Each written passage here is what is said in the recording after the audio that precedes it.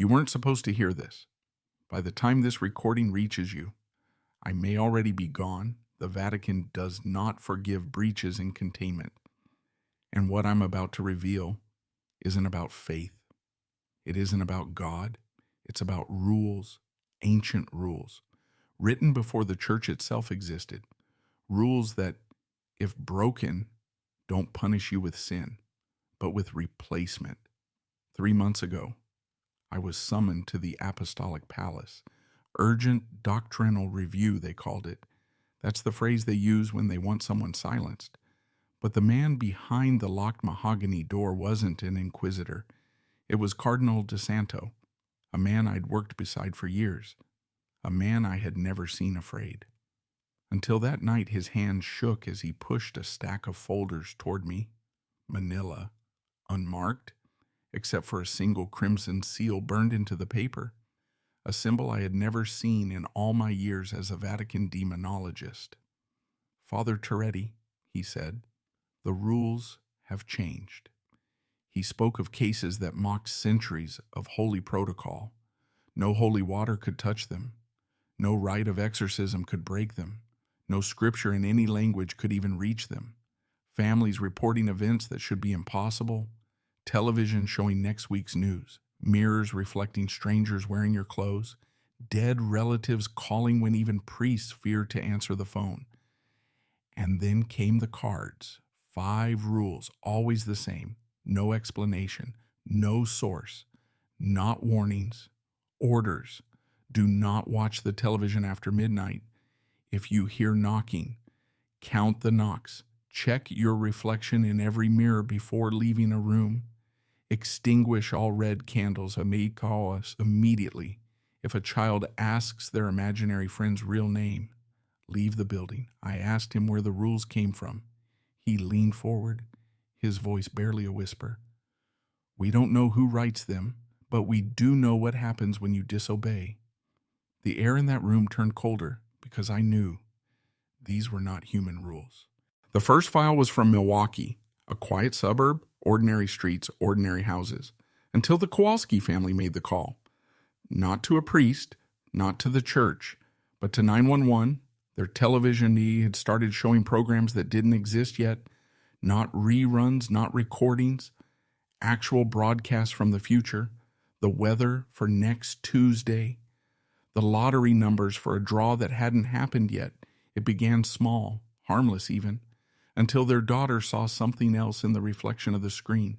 The file said they followed the rules exactly after that.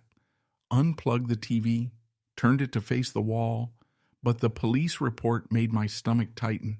At 3:15 p.m. every day without fail, Anna Kowalski said she saw a man standing in the glass, a man wearing their clothes but inside out, smiling, waving with the wrong hand. The family never broke the rules, but the file beside it, that one was different. Tokyo, 3 months earlier, a businessman named Tanaka, a man who thought the rules were ridiculous. Rule 1. Do not watch the television after midnight. He stayed up late on purpose. Neighbors reported hearing laughter at first, then screaming, then silence. When the police entered his apartment, Tanaka was sitting cross-legged in front of the TV, eyes wide, unblinking. He'd been dead for 16 hours, and the screen was playing a program about his own death. Frame for frame, Cardinal de Santo didn't have to explain. The rules aren't folklore. They aren't warnings to scare children. They're barriers. Cross them, and something steps through. I turn the page. Another file, another death. Melbourne this time. A psychiatrist. Patricia Wilson. She broke Rule 3. Failed to check her reflection before leaving a room. She came out of her office bathroom, walking differently, head tilted at an unnatural angle, asking her own husband to repeat his name, as if she was we, airing someone else's identity, like a suit that didn't fit. That night, he found her standing in the dark, staring into the mirror. When he asked what she was doing, she smiled, with too many teeth. "I'm checking," she said, "but I can't find myself in there anymore." The next morning, she was gone, the mirror shattered, and in the glass fragments, scrawled in blood, were 5 words: she forgot to look. By the time I finished reading the Melbourne file, I knew this wasn't demonic possession. No prayers in Latin, no holy relic, no Vatican rite could even touch it. I told Cardinal de Santo exactly that. These aren't demons, I said. They don't want to inhabit the body. They want to replace it. His face didn't change, only his hands, tightening on the edge of his desk, as if he had already reached the same conclusion. There are now 437 active cases, he said. Different continents, different languages, different ages, but always the same 5 rules. 437, that's not a haunting, that's an invasion. He slid another folder toward me, marked Milwaukee. The Kowalski family was still alive, still following the rules. You're going there, he said. Talk to them. See if you can find where the rules came from. The flight was 4 hours, long enough for me to memorize every line of their case file. Ordinary parents are Jim and Marie, 2 children, Anna and David. Nothing about them should have drawn this thing's attention. And yet, it had. Their home was a modest 2-story, quiet neighborhood, curtains drawn even in daylight. Jim opened the door before I knocked. Father Terretti, we've been expecting you. Inside, the living room looked normal, except the television, unplugged, turned to face the wall. We don't watch anymore, Marie said softly. Not since the rules. Anna sat at the kitchen table, homework scattered in front of her. She looked up as I entered. Are you here about the TV man? She asked. Jim's face tightened. Marie avoided my eyes. What does he look like, Asa? I asked her. Anna thought for a moment. Like a regular person, but backwards. Backwards? His clothes are inside out. His wave is on the wrong side. And then she said something that made my blood run cold. He's always there at 3:15 when I get home from school. That night, I stayed with them. Marie cooked a silent dinner. Jim kept glancing at the clock, and Anna avoided every reflective surface in the house. Even the silverware was plastic. By 11:45 p.m., they began their routine. Lights off downstairs, doors locked, curtains drawn tight. Then up the stairs without a word. Rule 1, do not watch the television after midnight. I stayed in the guest room, listening. At exactly 12, I heard it, a soft click. Then the low hum of static. The television had turned on by itself, even though the cord was still looped neatly around the back of the set. I didn't move. The rules weren't suggestions. And Rule 1 was clear, but the sound grew louder. Voices I almost recognized. Music that felt familiar but wrong, like a song you've heard in a dream. Just before waking, it played for exactly 1 hour. And then, silence. At breakfast, Jim looked like he hadn't slept. Did you hear it last night? He asked quietly. Yes. He stirred his coffee, hands shaking. It was playing our conversation from yesterday. But in the show, you never came to visit. I set down my cup. What happened instead? His voice cracked when he answered. In the show, Anna talked to the TV man. He stopped, staring down into the dark surface of his drink. And then she disappeared into the screen, and he took her place. 3 more days I stayed in that house, documenting every shift in the air, every subtle sound that shouldn't exist. The rules weren't just keeping something out, they were holding something in. On my last morning, David, the younger child, looked up at me from the kitchen table. Father, do you want to meet my imaginary friend? His eyes were too calm. His real name is Gabriel. My name. I was on the first flight back to Rome. Didn't even pack a bag, whatever the Kowalskis were living with. It wasn't isolated, it was spreading. Cardinal de Santo was waiting in his office when I arrived. Curtains drawn, lights low, there was no small talk. No blessing, no handshake. He simply handed me another file, Vatican City, last week inside. A report from Sister Maria Gonzalez, librarian in the Vatican secret archives. She had been cataloging a collection known as the Bura manuscripts buried in the stack. She found a parchment sheet, brittle and yellowed, dated 1503. It was not laminated like the modern cards. It was handwritten in Latin, and it listed the same 5 rules. Word for word, my throat tightened. This has been here for 500 years? De Santo nodded, and older still. He opened another folder, filled with translations from texts scattered through history, Roman tablets, warning households not to answer the third knock medieval chronicles, urging believers to avoid mirrors after dark, Renaissance alchemists, marking red candles as gateways for the mimics, every culture, every era, the same 5 protections dressed in local language. The implication hit me hard. This was not modern, not random, and not demonic in the way we understood. These rules were part of something older, something that watched humanity long before we had words for possession. I asked him the only question that mattered. What is it? He didn't look at me when he answered, "That's what you're going to find out." 2 hours later, I was deep in the archives, stone walls sweating moisture, air heavy with centuries of dust. I pulled manuscripts that hadn't seen daylight in generations. The pattern was there, always the same. The rules appear when reality thins. By the time I closed the last book, one thought had embedded itself in my mind. Cold and immovable, these rules aren't warnings. They're instructions for surviving an event that always comes back. It was 2 a.m. in the archives when Father Lopez found me. He's our specialist in pre-Columbian religions, the kind of man who doesn't waste words. "Gabriel," he said, holding a cloth-wrapped bundle, "you need to see this?" He laid it on the desk, unwrapped the cloth, and revealed a slab of jade. The edges were chipped, the surface carved with 5 distinct symbols I recognized instantly. Though I'd never seen them in this form, they were the rules, all 5. Compressed into ancient iconography. "This is Mayan," Lopez said, circa 900 AD. He translated each symbol in order. "Do not watch beyond the appointed hour. Count the knocks before the door is opened. See yourself before you leave. Kill the flame that bleeds red. If the child speaks the hidden name, flee." It was exact, word for word, not similar, not parallel. Identical. "This isn't just European," Lopez continued. "We found the pattern in Aztec codices, Egyptian papyrus, even fragments from ancient Samaria."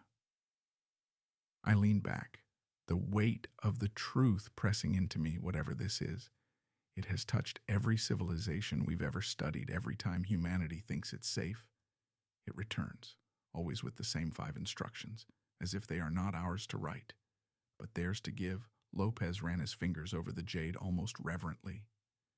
"These aren't protective charms," he said. "They're containment protocols." A thought I hadn't wanted to entertain took root. What if the rules weren't given to us by saints, prophets, or divine messengers? What if they were given by the very thing they're meant to contain, like a zookeeper leaving feeding instructions? I stared at the jade under the dim archive lights, and for the first time since this began, I felt watched, not by God, not by the devil, but by something patient, something that had been here before any church or empire, waiting for the moment we stopped following the rules. The next morning, I demanded full access to the Vatican's unredacted case logs, the kind that never leave the archives. Lopez warned me, "Some doors can't be closed again," but I signed the release. Buried deep in the parchment stacks, I found it, a leather-bound ledger from the year 1794, Florence, Italy. The entry wasn't written like a report. It read like a confession, and it told of a single household, the Benedetti family, living in the shadow of the plague years. Their matriarch, Alessandra, was the one who received the card. 5 rules, written in a flowing hand on vellum, delivered not by priest or messenger, but left on her windowsill at dawn. For 2 weeks, she followed them until the night of her husband's death, when grief made her reckless. Rule 1, she watched her reflection in the dark window long after midnight. Rule 2, she answered the door after hearing 3 knocks. Rule 3, She walked out of her sewing room without checking the mirror. Rule 4. She let a red candle burn to the wick. Rule 5. When her grandson asked why his imaginary friend called himself Alessio, she told him it was a nice name. By sunrise, the house was silent. The neighbors came to check. They found no bodies, no signs of struggle. But the mirrors, every mirror in the house showed scenes from the rooms they were in. Only the rooms weren't empty, and in the reflections, the Benedettis were still there, sitting, moving, eating, but their eyes were wrong. The ledger described them as polished black like wet stone. Within days, other houses reported the same. It spread from that address like a fever. Every reflection in Florence showed a copy, subtle at first, until people began noticing the differences. The ledger ended abruptly, the final line written in another hand.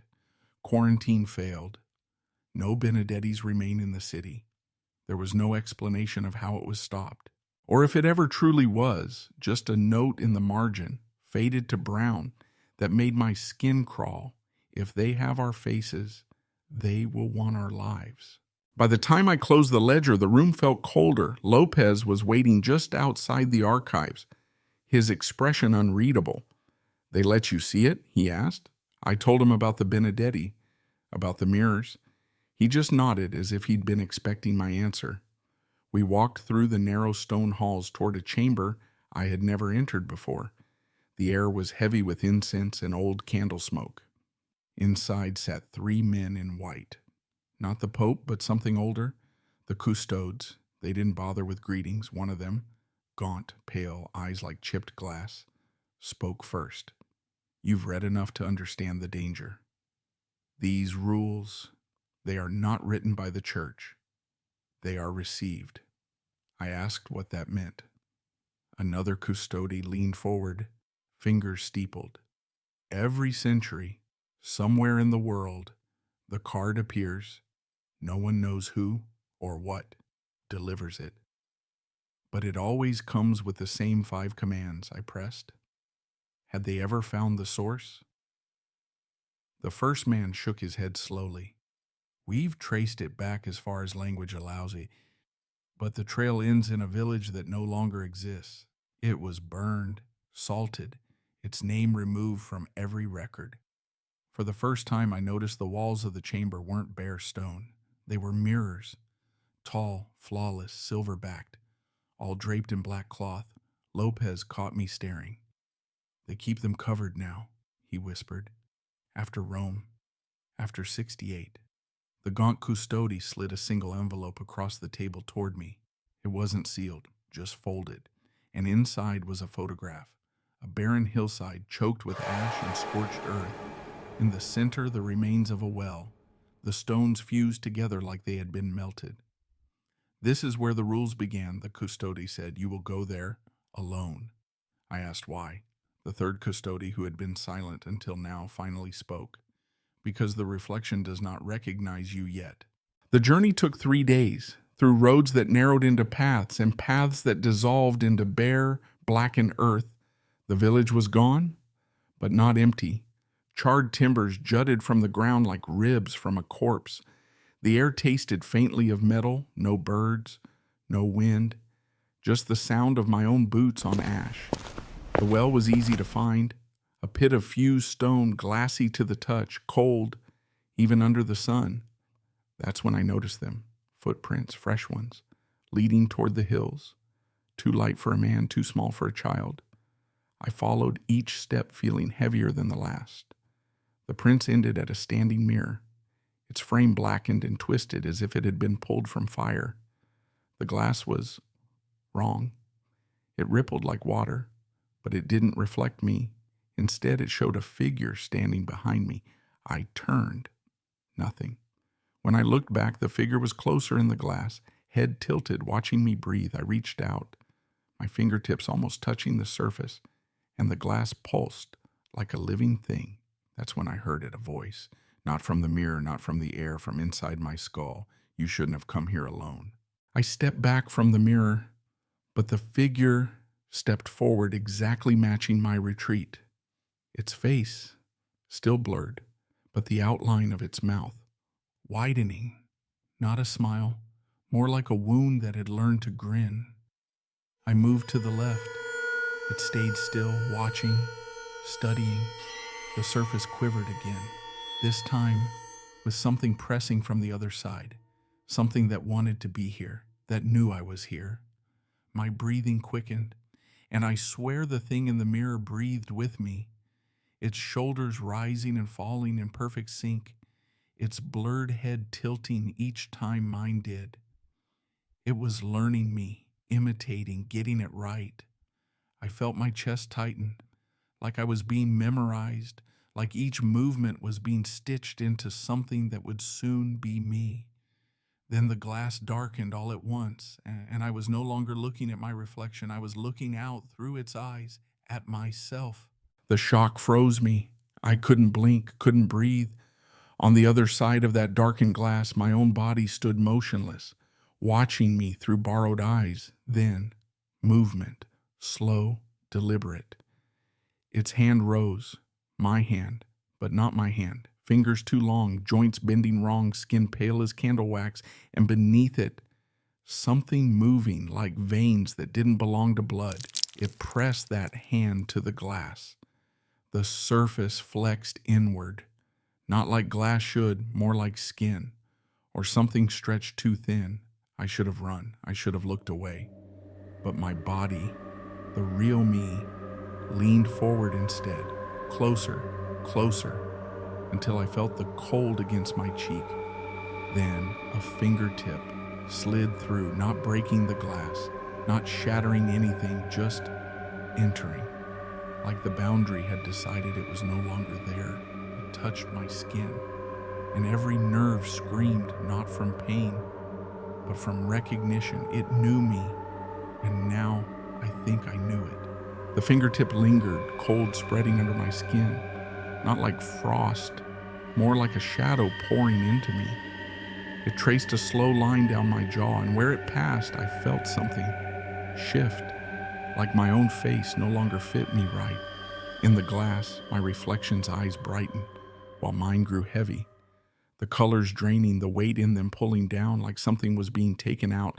I tried to pull away, but my body didn't move. The arm on the other side extended farther, the elbow slipping through, bone bending like it was made of wax. Each inch it gained, I felt something in me loosen. And then my reflection smiled. Not the wound grin from before, but my smile. Exactly, perfectly, like it had stolen it in one motion. I realized it wasn't just mimicking me anymore. It was replacing me, one detail at a time, and if I stayed a moment longer, there wouldn't be anything left to replace. The room grew colder still. A whisper echoed, not from me, but through me. A voice, my voice, but twisted, distant, like it came from somewhere dark. I turned to the mirror, and there it was. Not my reflection anymore, but something else, a shadow shaped like me, but hollow. It spoke, "Why do you resist?" The sound crawled under my skin, seeping into my thoughts. I wanted to scream, but no sound came out. I wanted to move, but my body was a prison. The glass rippled again and my lips moved, but not by my will. The shadow spoke through me. Words I didn't know I had learned, warnings I didn't understand. I reached out, trembling, and my hand passed through the surface again. But this time, it was them reaching out to me. The voice whispered one last thing before silence swallowed the room. "You are becoming one of us." The Vatican doesn't talk about failure, but it's written in hidden ledgers, buried beneath centuries of stone and silence. There are those who lose the fight, who stop being themselves and become the reflection's echo. The custodies call them shadows, bodies still warm, but souls long gone. Walking husks with eyes that watch, but never see. Silent threats hiding behind familiar faces. When a family breaks the rules, the church sends hunters, priests trained not in prayer, but in ritual cleansing, armed with relics forged from forgotten faiths, and weapons sharper than steel, words spoken in tongues long dead. But even they admit The battle is losing ground. The shadows multiply quietly. No loud horrors, just disappearances, people fading into reflections, replaced by something waiting. The Vatican's secret archives hold more than history. They hold instructions for survival and a warning. The rules are changing, becoming some stranger, because the enemy is learning, adapting, and the old rites, once enough, now barely hold back the dark. The truth I uncovered isn't easy to say aloud because it means everything we believe, every holy promise, might be a lie. The rules didn't come from God or man, they came from something else, something ancient, older than empires, older than faith itself. I found a fragment, a note buried deep in the archives written by a nameless monk from the 12th century. It said this: "We are not the masters of our own reflections. There is a force that waits in the cracks of reality, a shadow that mimics life, feeding on the space between what is real and what we perceive. The rules are its leash, a leash it tightens whenever it senses freedom. And now, the leash is slipping, the rules are changing, becoming more complex, more insistent, because whatever this thing is, it's learning us, it's breaking through the cracks, and soon it will no longer need the rules at all. I've told you everything because you need to know, because now the choice is yours. Will you follow the rules or become the shadow waiting in the mirror? Remember this and comment below twice. I see the reflection. I do not fear the shadow. Say it loud, lock it in, and prepare because the mirror is watching and it remembers